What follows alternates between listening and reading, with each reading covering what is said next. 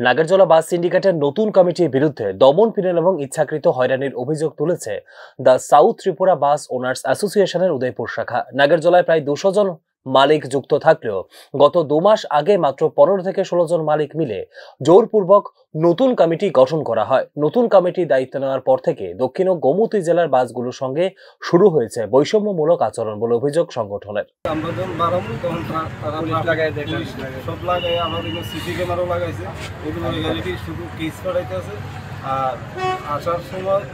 এক স্টপ দিয়ে গাড়ি বার করে দেয় আর তারা 4-5টা তারা মসজিদ মতো হয়।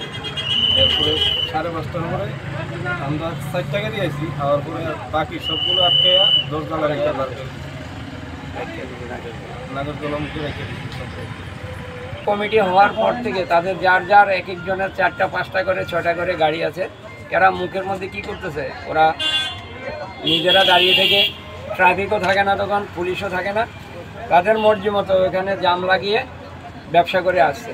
আমাদের গাড়িগুলো লাগার পরে এবার ট্রাফিক লাগিয়ে দিচ্ছে, নতুবা যেখানে প্লেস হয় ওখান পর্যন্ত আমাদের গাড়ির জাম হয়ে যাচ্ছে। সকালবেলা ওরা জাম লাগিয়ে দিয়ে চলে আসে সাবরুম, বিলোনিয়া, যতনবাড়ি, করবক, শিলাইছড়ি এই গাড়িগুলি।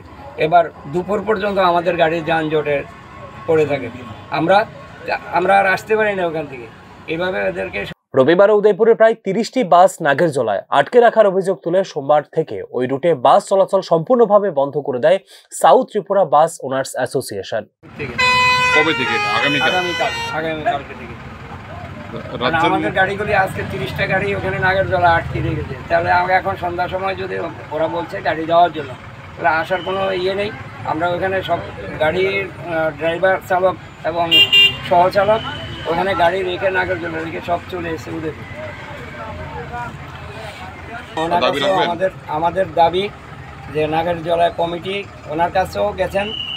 কমিটি করার পরে জানি না কি হয়েছে, কি বলেছে ওরা, কিন্তু এরা 4-5 জন মালিক যথেষ্ট ডিস্টার্ব করতেছে আমাদের পরিষেবার, মানে বিশাল ব্যাঘাত ঘটাচ্ছে উদয়পুর সাউথগামী পুরো সাউথ এবং গোমতী।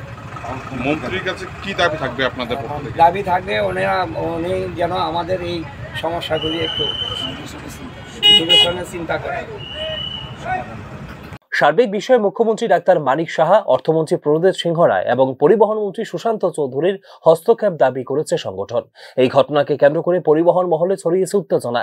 এদিকে সোমবার সকাল থেকে উদয়পুর এবং দক্ষিণ জেলায় বাস পরিষেবা বন্ধ থাকায় দুর্ভোগের শিকার হয়েছেন যাত্রী সাধারণ। Bureau report, news now.